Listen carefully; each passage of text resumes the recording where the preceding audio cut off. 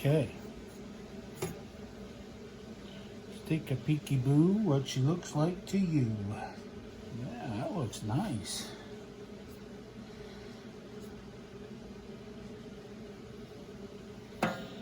Here's the camera. There's.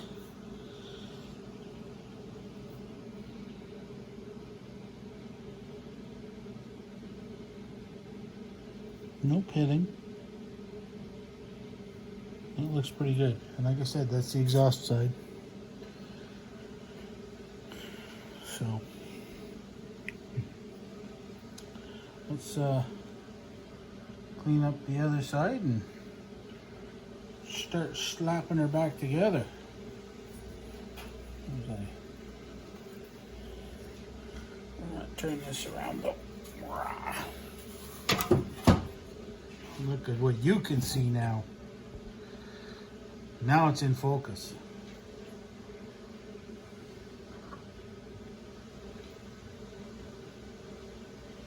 So you can see the intake side's clean, the exhaust side's dirty. Yeah, I probably shouldn't have blown all that shit into the intake side, but it's 190 or like under $100 for a Jenny. Come on, give me a little bit of a break. Not losing any money on this at all.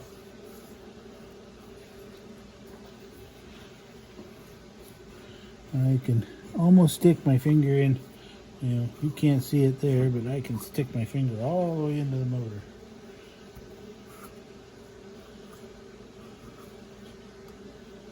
There we go. I think that's pretty good. So, I'm going to pop the exhaust side in. And just so those that are in the know of the know of the know, I am using assembly lube. It's called gear oil.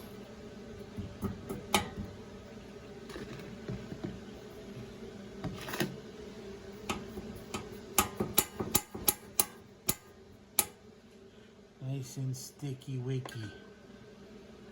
Give this a bit of a hoser. Yeah, looks clean to me. $90 motor, $700 worth of time.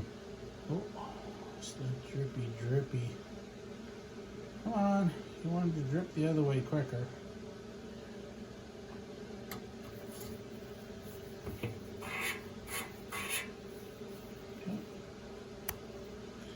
Poppy pop, off we go. It goes back up into the toolbox, into the magical collection of detritus that is up there. Now, they're in, and they look pretty. I mean, look at that. I mean, come on. I almost want to finger them. I can't help it. Look, finger them.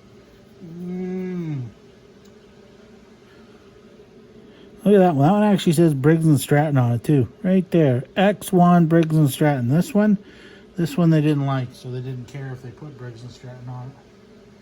I don't know why. Okay, sorry, you're going to be in the way for this part, so I got to do this. Okay, so here's the tool I'm using. It's just a valve spring compressor, not a proper one. I have to, there's a bar that goes in here, right there. It goes in through these holes here, and then it's a lever, and they push down on the valve spring cap. I don't know what they call it. Then they got the retainers.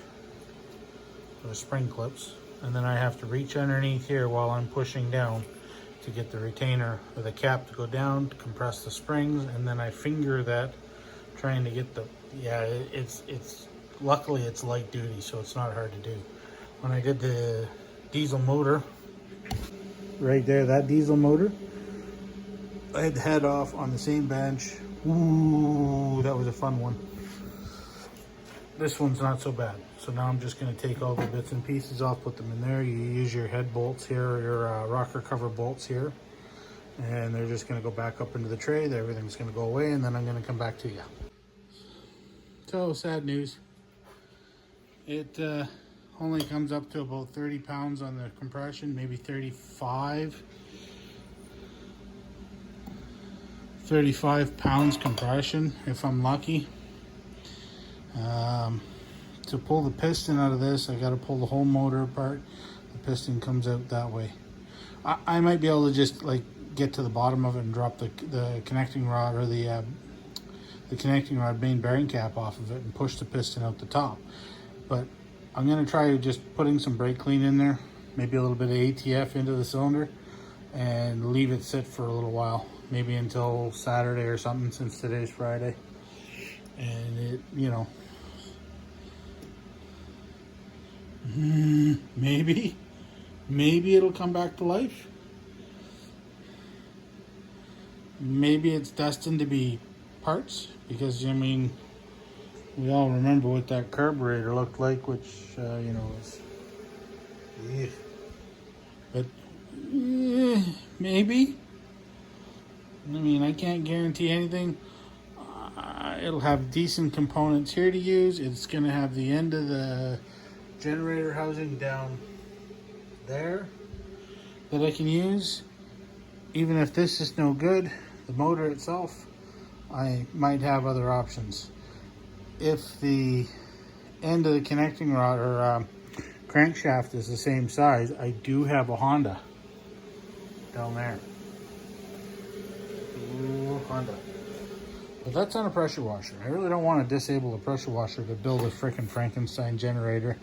And I really don't want to build a Frankenstein generator. So we'll see what happens.